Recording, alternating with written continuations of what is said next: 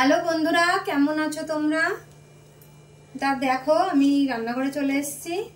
আজকে কি রান্না করব দেখো। আজকে আমি রান্না করব কুমড়োর পায়েস। এই দেখো, কুমড়োটাকে ছাড়িয়ে ধুয়ে পরিষ্কার করে রেখেছি। আর এখানে এই দেখো দুধ, আমি 3 পোয়া দুধকে জ্বালিয়ে এইটুকুনি করেছি। একদম জ্বালিয়ে দেখো দুধটা কেমন ঘন করে ফেলেছি। এই দেখো, এখন আমি চিনিটাকে আমি গুঁড়ো করে রেখেছিলাম। গুঁড়ো চিনি আমি এখন দেখো দুধে দিয়ে দেবো। আমি এই দেখো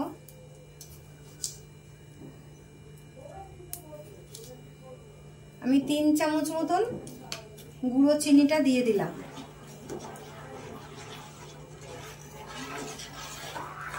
গুঁড়ো চিনিটা দিয়ে দিয়েছি। এটাকে আমি আরেকটু জাল করে রাখবো। ততক্ষণ তোমাদের দেখাবো ওদিকে কুমড়োটা আমি কিভাবে কি করব।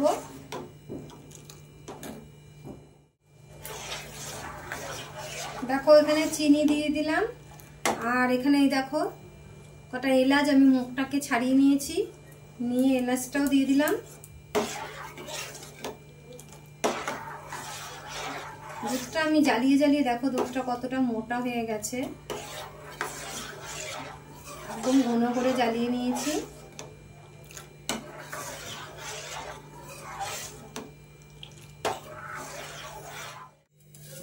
ওদিকে তো দুধটা আমি বন্ধ করে দিয়েছি, যেহেতু ওটা জাল হয়ে গেছে। আর এদিকে দেখো কুমড়োটা সব এইভাবে খোসা ছাড়িয়ে নিয়েছি।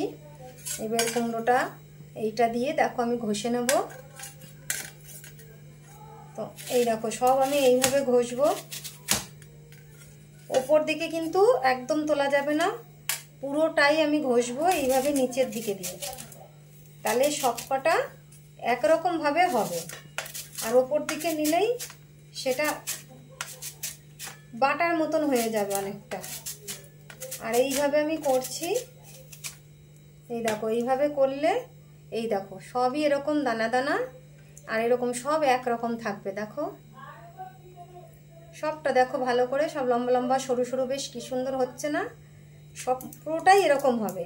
আর যদি ওপর দিকে টান দাও তোমরা, তাহলে কিন্তু এরকম হবে না সব।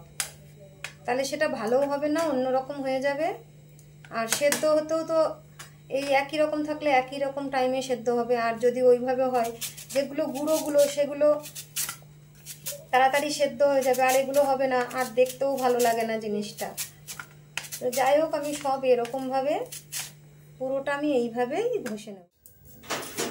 এই দেখো বন্ধুরা, সব এরকমভাবে কেটে নিয়েছি। এই দেখো আমার সব ঘষা হয়ে গেছে, আমি রেডি করে নিয়েছি এগুলো। আর দেখো এদিকে আমি কড়াইও বসিয়ে দিয়েছি। কড়াইটা গরম হয়ে গেছে। তো দেখো এই দেখো ঘি, আমি ঘি দিয়ে দেবো।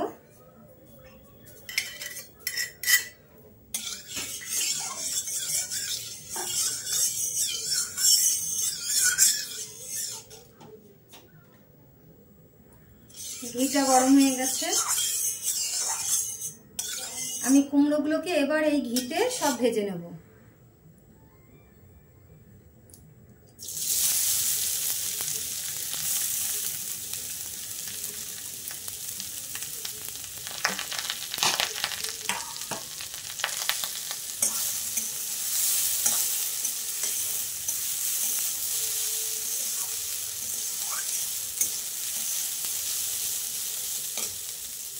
দেখো কুমড়োটাকে এইভাবে একভাবে নেড়ে যেতে হবে,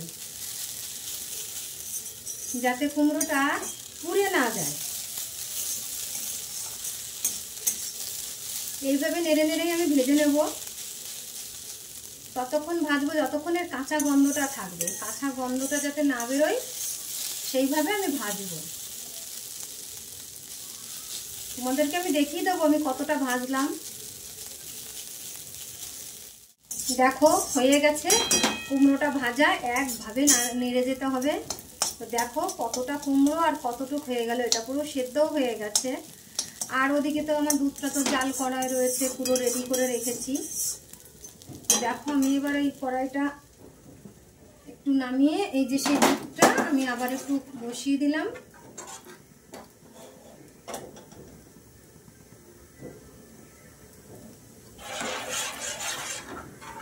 কড়াইটার মধ্যে দুধটা ঢেলে দিলেই হতো, কিন্তু আমি এটার মধ্যে দুধটা জ্বালিয়েছি তো পুরো দুধটার মধ্যে বেশ সুন্দর হয়ে রয়েছে, তাই আমি এটার মধ্যেই ঢেলে দেবো। তো দেখো আমি কুমড়োটাকে এর মধ্যে দিয়ে দিচ্ছি, দুধটার মধ্যে দিয়ে। দুধটা আমি জাল করে রেখেছি।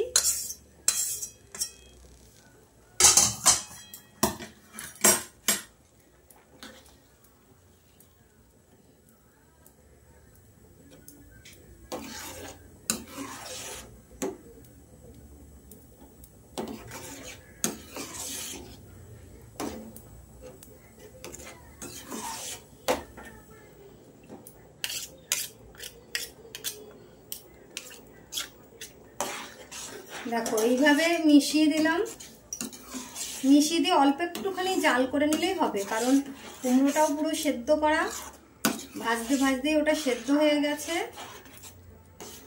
এই দেখো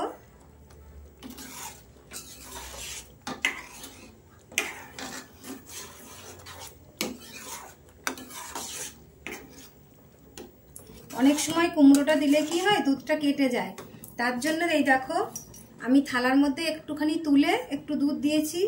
আগেই দেখে নিলাম যে এটা কাটবে কিনা, তা দেখলাম যে না, এটা ঠিকঠাক আছে, এটা কাটবে না, ওই জন্য তারপরে আমি মিশিয়ে দিয়েছি।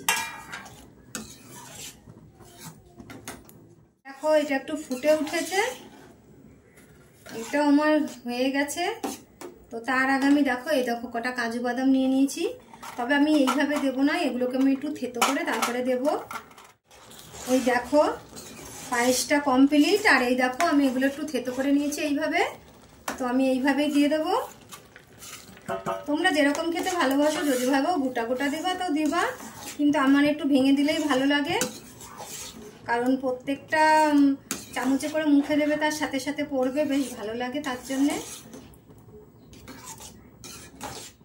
তো দেখো হয়ে গেছে, পুরো রেডি। এটা এরকম হয়েছে, আমি গ্যাসটা নিভিয়েও দিলাম।